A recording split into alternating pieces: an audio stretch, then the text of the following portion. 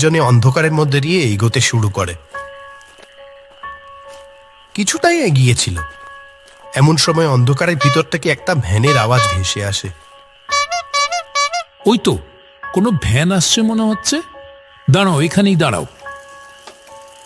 দূরে কাঁচা রাস্তার আলো আঁধারি ভেদ করে কয়েক মুহূর্তের মধ্যে ওদের তিনজনের সামনে এসে উপস্থিত হলো ভ্যানটি। হরিহর আলো আঁধারির মধ্যে আগত মানুষটিকে দেখেই চিনতে পারে। আরে বলাইদা যে, কতদিন পর তোমার সাথে দেখা হলো। আগত লোকটিও কিছু সময় হরিহরকে দেখে বলে, বাবা, হরিহর দেখছি যে, কেমন আছো? তা বাড়িতে যাবে বুঝি? হ্যাঁ বলাইদা, ভালোই আছি। বলাইদা, এই দুজন হলো আমি এখন যে গ্রামে স্কুলের শিক্ষক, সেখানকার বাসিন্দা জগাই আর মাধব। আমরা সবাই মিলে আমার বাড়িতেই যাচ্ছি।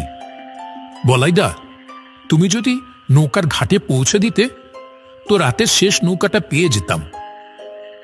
ভ্যান চালক বলাই ক্ষীণ স্বরে বলে, এই বৃষ্টির রাতে কি আর নৌকা পাবে? আচ্ছা চলো দেখি, উঠে বসো। জগাই, মাধব, উঠে পড়ো, এইটাই শেষ সুযোগ। এখন বলাইদার ভ্যান ছেড়ে দিলে সারা রাত দাঁড়িয়ে দাঁড়িয়ে এখানে বৃষ্টিতে ভিজতে হবে। চলো চলো। এরপর আর সময় নষ্ট না করে তিনজন উঠে পড়ে বলাইয়ের ভ্যানে। অন্ধকারের মধ্যে দিয়েই ভ্যান চলতে শুরু করে।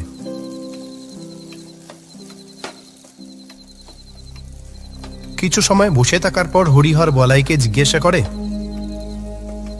বলাইদা, তোমার এত বয়স হয়ে গেছে, এখনো ভ্যান চালাচ্ছ? কষ্ট হয় নিশ্চয়ই?